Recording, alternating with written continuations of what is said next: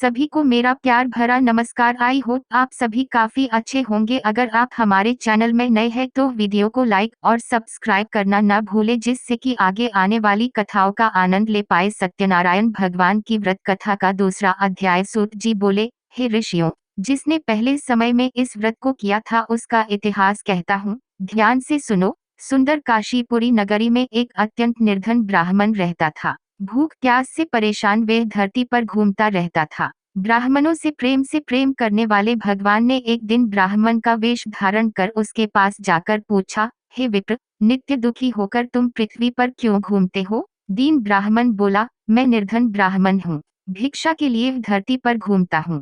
हे भगवान, यदि आप इसका कोई उपाय जानते हो तो बताइए। वृद्ध ब्राह्मण कहता है कि सत्यनारायण भगवान मनोवांछित फल देने वाले हैं, इसलिए तुम उनका पूजन करो। इसे करने से मनुष्य सभी दुखों से मुक्त हो जाता है। वृद्ध ब्राह्मण बनकर आए सत्यनारायण भगवान उस निर्धन ब्राह्मण को व्रत का सारा विधान बताकर अंतर्धान हो गए। ब्राह्मण मन ही मन सोचने लगा कि जिस व्रत को वृद्ध ब्राह्मण करने को कह गया है मैं उसे जरूर करूंगा। यह निश्चय करने के बाद उसे रात में नींद नहीं आई। वह सवेरे उठकर सत्यनारायण भगवान के व्रत का निश्चय कर भिक्षा के लिए चला गया। उस दिन निर्धन ब्राह्मण को भिक्षा में बहुत धन मिला, जिससे उसने बंधु बांधवों के साथ मिलकर श्री सत्यनारायण भगवान का व्रत संपन्न किया। भगवान सत्यनारायण का व्रत संपन्न करने के बाद वे निर्धन ब्राह्मण सभी दुखों से छूट गया और अनेक प्रकार की संपत्तियों से युक्त हो गया। उसी समय से यह ब्राह्मण हर माह इस व्रत को करने लगा। इस तरह से सत्यनारायण भगवान के व्रत को जो मनुष्य करेगा वे सभी प्रकार के पापों से छूटकर मोक्ष को प्राप्त होगा।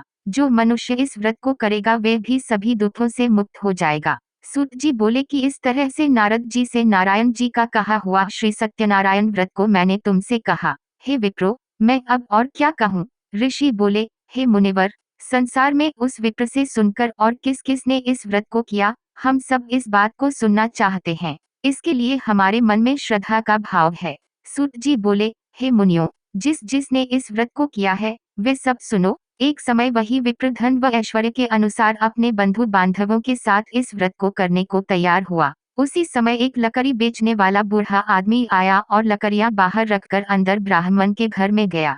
प्यास से दुखी वे लकड़हारा उनको व्रत करते देख विप्र को नमस्कार कर पूछने लगा कि आप यह क्या कर रहे हैं? तो उन्होंने बताया कि व्रत कर रहा हूँ तथा इसे करने से क्या फल मिलेगा, कृपया मुझे भी बताएं। ब्राह्मण ने कहा कि सब मनोकामनाओं को पूरा करने वाला यह सत्यनारायण भगवान का व्रत है। इनकी कृपा से ही मेरे घर में धन धान्य आदि की वृद्धि हुई है।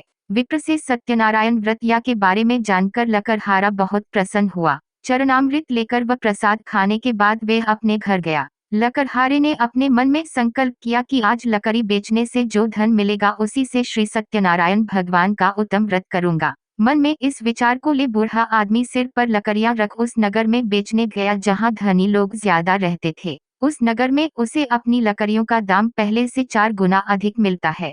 बूढ़ा प्रसन्नता के साथ दाम लेकर केले, शक्कर, घी, दूध, दही और गेहूं का आटा ले और सत्यनारायण भगवान के व्रत की अन्य सामग्रियां लेकर अपने घर गया। वहां उसने अपने बंधु बांधवों को बुलाकर विधि विधान से सत्यनारायण भगवान का पूजन और व्रत किया। इस व्रत के प्रभाव से वे बूढ़ा लकड़हारा धन पुत्र आदि से युक्त होकर संसार के समस्त सुख भोग अंत काल में बैकुंठ धाम चला गया। श्री सत्यनारायण व्रत कथा का दूसरा अध्याय संपूर्ण। बोलिए श्री सत्यनारायण भगवान की जय।